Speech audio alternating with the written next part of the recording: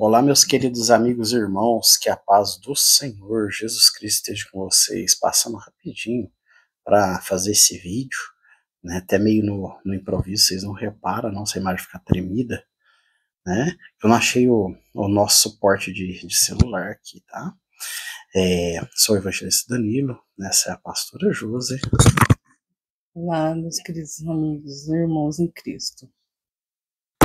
E hoje minha esposa vai contar um sonho que ela teve, né? Mas antes disso, né, vamos para a maior das profecias, que é a palavra de Deus.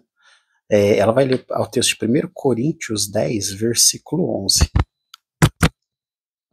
Ora, tudo isso lhes sobreveio com figuras, e estão escritas para aviso nosso, para quem já são chegados os fins dos séculos.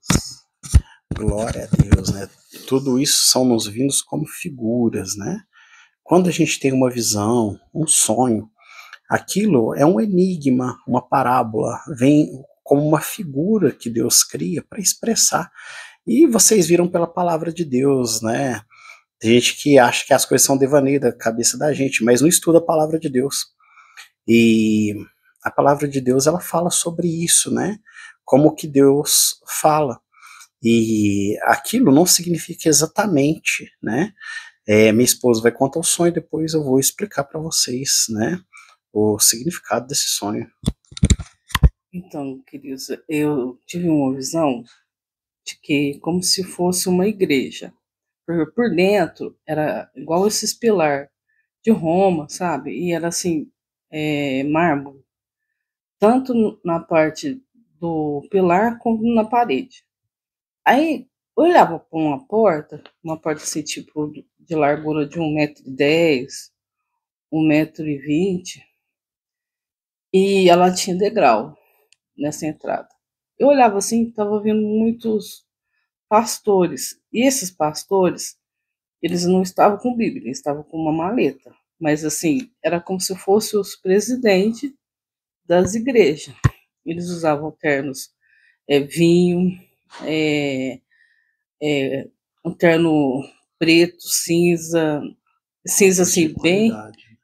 Uns ternos bem alinhados, sabe? Daquelas pessoas assim que tem Isso. As vestes tem muito a ver também com a parte de liderança, a gente falar assim. Então eles entravam olhando para trás, assustados. E tinha um que até falava assim, nossa, esse é conhecido. Assim, para vocês entenderem, né? Era como se fosse o Marcos Feliciano. E eles entravam e olhando para trás, quando eu olhava lá fora, estava tudo fechado. Tinha tipo uma carreira assim de caixão, um em cima do outro, um assim que eu vi até era um cinza bem clarinho. E eles entravam olhando para trás assustados. E de repente eles falavam assim, cadê ele? Aí uma tia nossa, que é cristã também, pegava na mão desses que perguntava e levava para onde que meu esposo estava. Aí a minha tia falava assim, ele, que é o meu esposo, está lá com elas. Era mulheres, só tinha mulheres lá dentro dessa igreja. E eles estavam organizando, era como se fosse fazer um culto, uma reunião, e era como se fosse mais para baixo, como se fosse uma sala lá embaixo. E eu olhava assim e falava assim, mas eles estão procurando o meu esposo? Não acreditaram. Por que agora estão procurando o meu esposo? Porque as igrejas deles estavam fechadas. E eles foram pegar uma opinião para eles, porque tipo, era como se fosse assim, nunca acreditaram. Mas depois que aconteceu algo que ele tinha falado, eles foram atrás do meu esposo. Aí eu via essa cena, depois era como se fosse uma família que queria alugar esse lugar, tipo assim, uma disputa, e a visão, o sonho terminava aí. Meus queridos irmãos, essa visão, né, dentro do sonho, foi muito forte da minha esposa, está ligada ao que está prestes a acontecer, né? Infelizmente, né, haverá uma grande perseguição, né, bem próximo agora, né? Hoje é dia 14, né? 14 de outubro de 2024. Então algo acontecerá, né? E o sonho, né? Ele é bem claro a respeito do que vai acontecer, né? E estavam todos os lugares fechados, tanto loja quanto igreja. Lá fora era como se não tivesse ninguém, estava tudo fechado. E era como se fosse uma cidade assim, sem habitante. Eles falam que a cidade é morta, né? E mesmo com as igrejas, né, voltando, né, a igreja primitiva de Deus, né, a igreja somos nós, né, são templos lá fora. Mesmo a igreja primitiva se reunindo escondido, né, é o que significa isso.